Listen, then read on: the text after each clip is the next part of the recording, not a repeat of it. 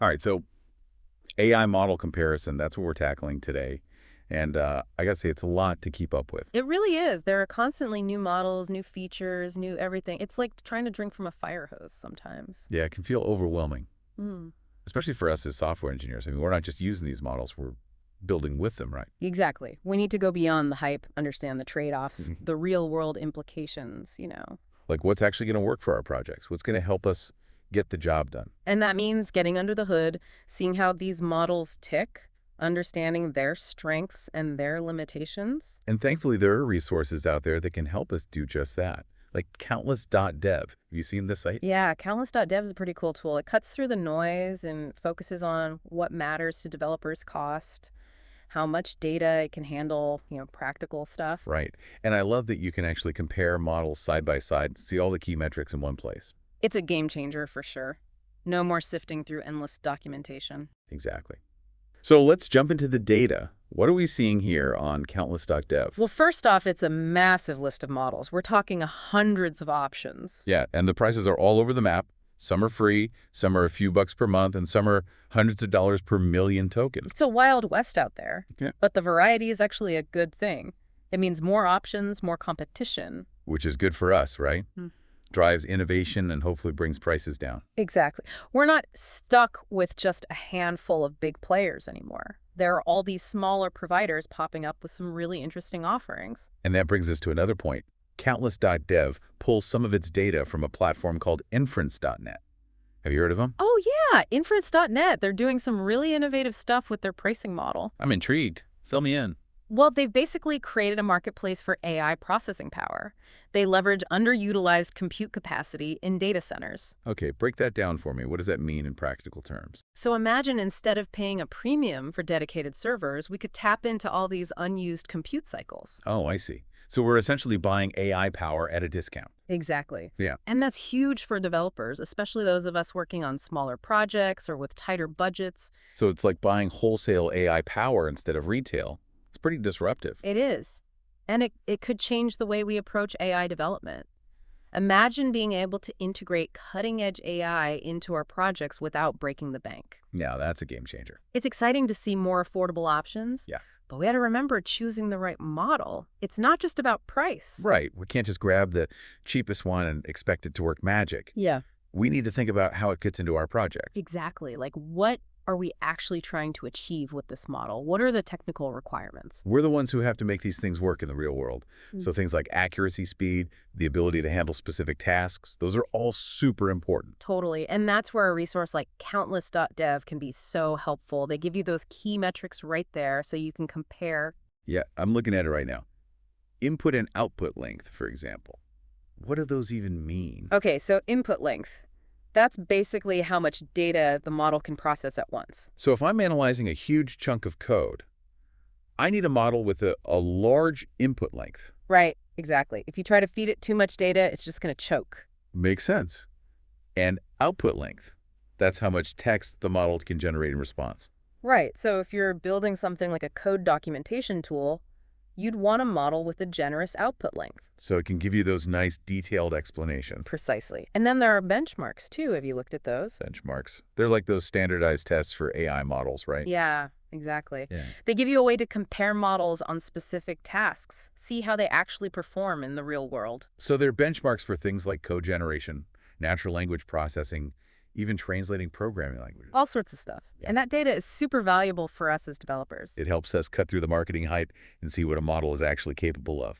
Exactly. You can analyze the benchmark data, look at the strengths and weaknesses, and then make an informed decision. So we're not just picking a model based on gut feeling. We're actually using data to make a smart choice. Right. And that brings us to another important point. Pre-trained models. Ah, yes. Oh. Pre-trained models.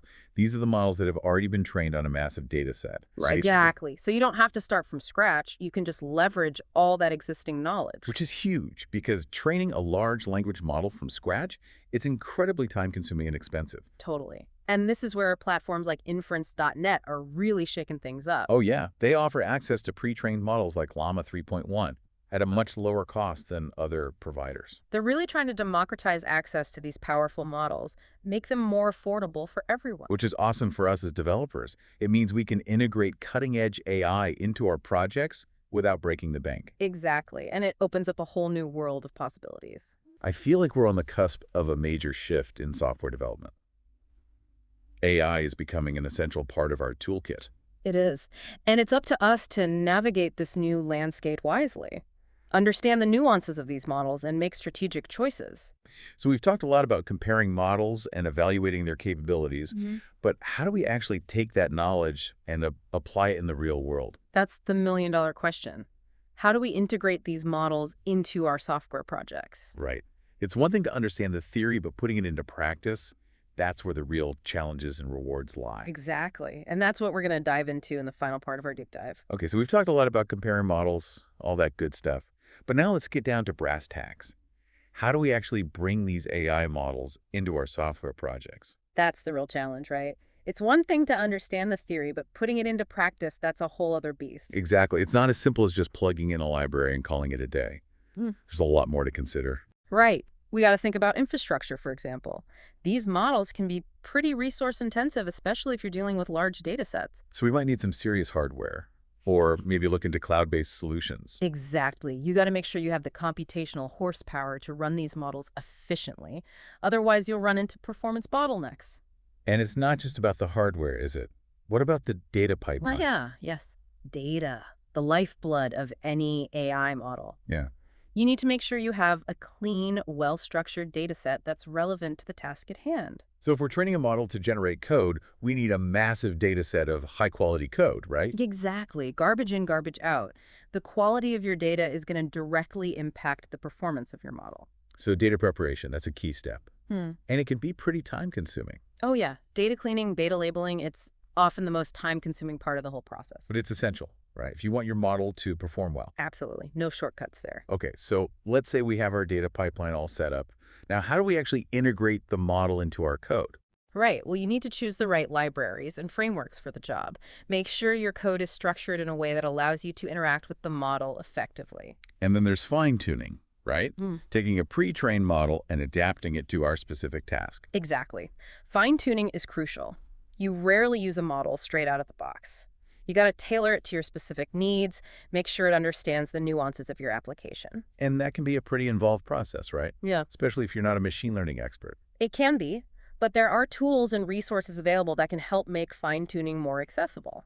So even if we're not machine learning wizards, we can still leverage the power of these models. Absolutely. The barrier to entry for AI development is getting lower all the time. This is pretty exciting stuff.